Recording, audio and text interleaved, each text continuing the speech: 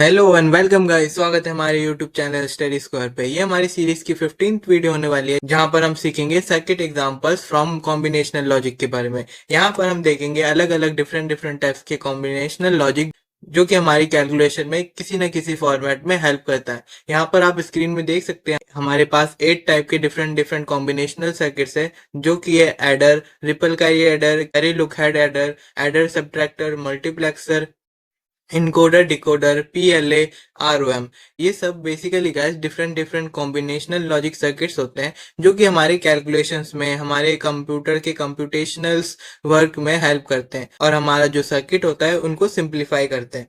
अब हम इस वीडियो में इतने सारे सर्किट्स के बारे में तो नहीं पढ़ेंगे, हम बेसिकली कुछ कुछ इंपॉर्टेंट कॉम्बिनेशनल सर्किट्स के बारे में पढ़ेंगे, जो कि होंगे adder, ripple carry adder, multiplexer, encoder, decoder, जो कि हमारे बीसी सिलेबस के अकॉर्डिंग इंपॉर्टेंट है। तो चलिए शुरू करते हैं। तो पहला है हमारा एडर। जैसे कि आप नाम से भी अज्यूम कर सकते हैं, एडर क्या करता है, सम करता है, टू ऐड करता है। मतलब अगर दो इनपुट्स आप अगर दोगे तो उनको वो सिंपली ऐड करेगा। जैसे आप डेफिनेशन में पढ़ सकते हो, ये बेसिकली दो टाइप्स के होते हैं, एक होता है हाफ एडर, एक होता है फुल एडर। हाफ एडर में देखिए, adds 2 bits and outputs sum and carry. Same full adder adds 3 inputs, 2 bits and a carry in. अब ये क्या होता है, बेसिकली गाइस एक एग्जांपल से समझ लेते हैं। जैसे कि मान लीजिए आपके पास दो नंबर है 10 एंड 10, जिसका डेसिमल वैल्यू होता है 2। अब आप अगर इस क्वेश्चन में 0 को ऐड करेंगे तो 0 ही आता है, लेकिन 1 और 1 को ऐड करेंगे तो वहां पर 2 आता है, जो कि बाइनरी फॉर्मेट में 10 होता है। तो यहाँ पर आंसर में नीचे 0 आ जाता है और एक कैरी होकर आगे फॉरवर्ड हो जाता है। अब ये जो आप अगर नोटिस करोगे, यहाँ पर 2 बिट की कैलकुलेशन में हमारे पास एक एक्स्ट्रा बिट है, तो ये कहाँ पर हम एलोकेट करेंगे जिससे कि कोई एरर ना हो। तो ये हाफ एडर का लिमिटेशन है, जहाँ पर अगर एंड टर्म में सम करना हो और एक बिट कैरी में चले जाए तो ये इसको हैंडल नहीं कर पाता, जिसके लिए हमारे पास आता है फुल एडर, जो कि क्या करता है, इन तीन बिट्स को कैलकुलेट करता है। पहले हम समझते हैं हाफ एडर। हाफ एडर जैसे कि आप देख सकते हो डायग्राम में, यहाँ पर हमारे पास दो इनपुट्स होते हैं, ए और बी, जो कि क्या करते हैं, एक बार सम करके देता है और बाय चांस अगर इसमें कैरी गया तो कैरी यहाँ पर शो होता है। मतलब दो आउटपुट शो होंगे, एक कैरी का और एक सम का। अब ट्रुथ टेबल को देखिए। ट्रुथ टेबल में फर्स्ट जो हमारा इनपुट है वो है 0 + 0, तो इसका सम क्या आएगा, 0, और कैरी में भी कुछ नहीं जाएगा तो यहाँ पर भी 0 ही है। फिर सेकेंड इनपुट में अगर आप देखेंगे 0 + 1, तो क्या होता है, आउटपुट में आता है 1 और कैरी में भी कुछ नहीं जाता, तो यहाँ पर हमारा 0 है। थर्ड को देखिए, सेम 1 + 0 = सम में आता है 1 और कैरी में जाता है 0। लेकिन अगर आप लास्ट टर्म को देखेंगे, 1 + 1 कितना होता है, 2 होता है, तो यहाँ पर सम में आता है 0 और 1 जो होता है वो चला जाता है कैरी वाले पोर्शन में। इसको एक बार यहाँ से समझ लीजिए कि 1 + 1 = 1 0, जहां पर 0 चला जाता है हमारे सम वाले पोर्शन में और कैरी चला जाता है हमारे कैरी वाले आउटपुट में। तो ऐसे हाफ एडर वर्क करता है। इसकी एक ही लिमिटेशन है कि 1 + 1 को ये अच्छे से आउटपुट नहीं शो कर पाता। इसी वजह से हम क्या करते हैं, फुल एडर का इस्तेमाल करते हैं, जहां पर आप देख सकते हैं ये तीन इनपुट लेता है, ABCIN, ये मान लीजिए, और आउटपुट देता है सम और कैरी, जिसको हम सी आउट कहते हैं। अब देखना, यहाँ पर हमारे पास वैल्यूज है ए, बी और सी इन, जो कि है 0 0 0। तो 0 0 0 को अगर हम ऐड करें तो इसका आउटपुट सम में 0 ही आता है और सी आउट भी इसका कुछ नहीं आएगा, तो यहाँ पर 0 आ गया। अब आप इस वाले इनपुट में गौर करिए, यहाँ पर है सी इन में 0, बी में हमारा 1 और ए में हमारा 0। इसमें क्या होता है, जब हम सी इन और बी को प्लस करते हैं तो हमारा आउटपुट आता है 1।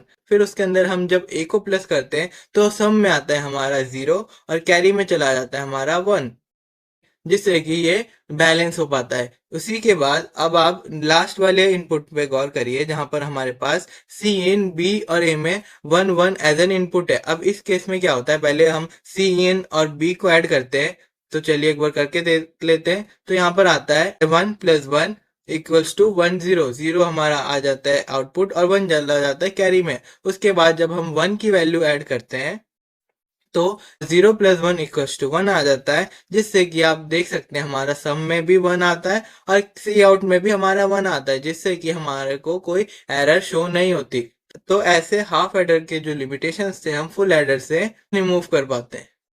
इसके बाद आता है हमारे पास ripple carry adder. Ripple carry adder क्या करता है गाइस, अलग अलग फुल एडर को एक साथ इस्तेमाल करके हमारा लार्ज वैल्यू का कैलकुलेशन करके देता है, और जिस वजह से ये स्लो हो जाता है जब हम लार्ज वैल्यू कैलकुलेट करते हैं, जिसके बिहाफ में हम क्या यूज करते हैं, कैरी लुक अहेड एडर। इसके बारे में हम कोई नई वीडियोस में पढ़ेंगे। अगर आप चाहते हैं इसकी नई वीडियो जल्दी बनाए तो आप कमेंट्स में बताइए।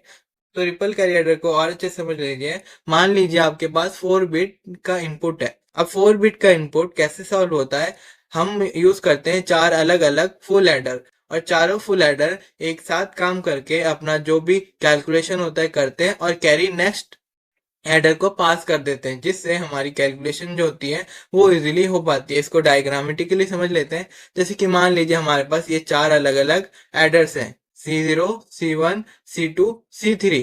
ये हमारा 4 बिट ट्रिपल कैरी एडर का डायग्राम, जिसके अंदर 4 अलग अलग फुल एडर हमने इस्तेमाल करा है।